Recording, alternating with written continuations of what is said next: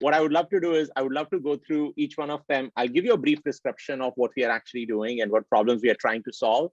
And would just love to have a conversation and get feedback from all of you and see if that is actually going to solve your problems, or what other thoughts you may have. Does that sound like a plan? Sounds good. Yep. Okay, all right. So let's first start with pickups and drop-offs. Many issues here. So we heard that sometimes the side of street is not very clear. Is my pickup location on the left side or the right side, which can cause confusion on the driver's side as well as on the rider's side. So that was one.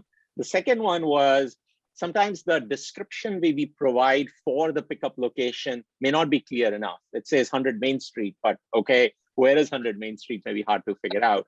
And then the third one is the issue that we just talked about, which is if we send you into a sprawling complex like an apartment complex, or it's a mall or a hospital, sometimes figuring out the exact point can be difficult as well.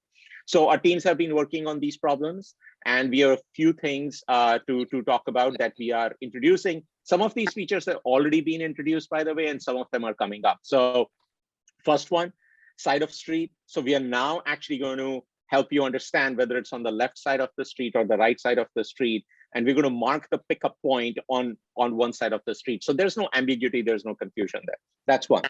The second one is we're going to provide a more descriptive label. So rather than saying pick up at 100 Market Street, it will say pick up at the Starbucks at 100 Market Street.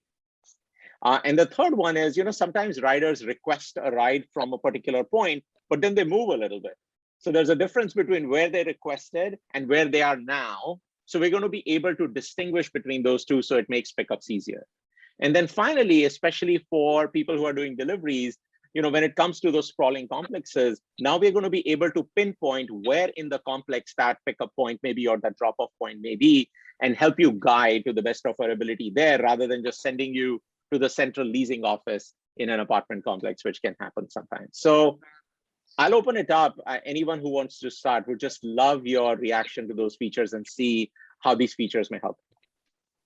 I'll start. I definitely think that's a huge relief. I think it has already rolled out in our market because I feel like it cleared up a little bit.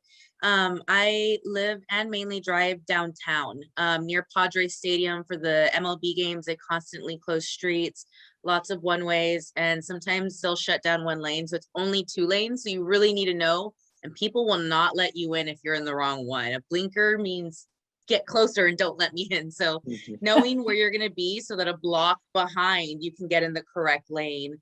And then, sometimes too, if you'll ask like, hey, do you know if it's on the left or the right? They're like, no, don't you know?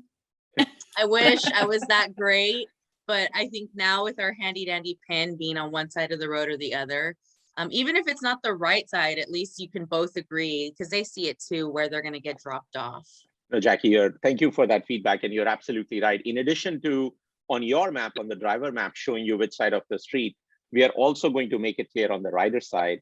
And in case they end up on the wrong side, we can even give them guidance that please cross the street for an easier pickup so that they can meet you in the right spot as well.